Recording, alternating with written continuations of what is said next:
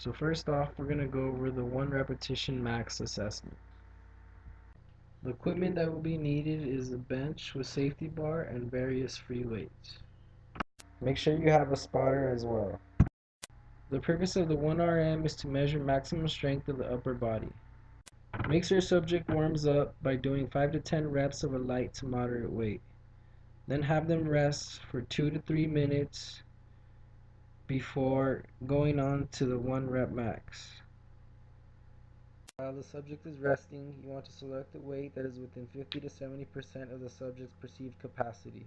Selection of the starting weight is crucial so that the maximum lift is completed within approximately 4 attempts. The subject should then perform the 1 rep max with proper technique by making sure left and right foot are on the floor and head, shoulders, upper back, and buttocks are against the bench.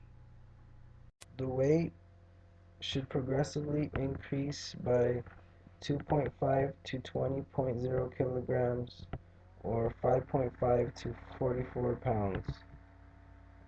And this will happen until the subject can no longer lift the weight. The maximum weight lifted is recorded. Once you record the maximum weight lifted, you can take that number and divide it by the person's body weight in pounds to get the strength to weight ratio.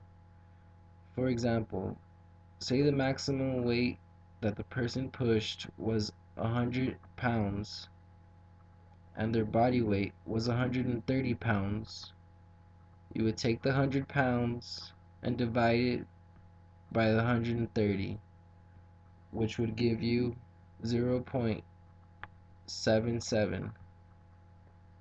Once you get the strength to weight ratio, you can use this number depending on subject's age and sex to determine fitness category. If subject is at high risk for known cardiovascular disease, pulmonary and metabolic diseases and health conditions, it is recommended that they use a 10 to 15 repetition max to measure strength due to the fact that it is much safer than a 1RM because it involves submaximal loads. This can be done by having your client lift as much weight as they can in 10 reps. Once they have completed the 10 reps, you take the amount of weight lifted and divide that by 1.0278 minus 0.0278 times the number of reps performed. For example, say that the subject lifted 120 pounds and completed 9 reps. First, we would want to figure out the denominator. So we take 0.0278 and multiply that by 9 reps, which gives us 0.2502. Then we would subtract that from 1.0278, which gives us 0.7776. Now we can divide 120 by 0.776, which equals 154 pounds.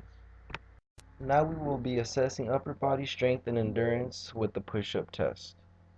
The purpose of this test is to determine upper body muscular strength and endurance. Make sure your client exhales when pushing off the floor. The push-up test is started with the client in the standard down position, which is your hands facing forward and under your shoulders. Make sure back is straight and head is up. For the modified version, you want to have the client in knee push-up position, which is legs together with knees in contact with the mat. Again, make sure their back is straight, head shoulder width apart, and head up. The chin should touch the mat while the stomach should not come in contact with the mat. The test is stopped when the client is unable to maintain appropriate technique within 2 repetitions. The number of push-ups performed consecutively without rest is counted as a score. The client may rest only when straightening the elbows or otherwise known as the up position.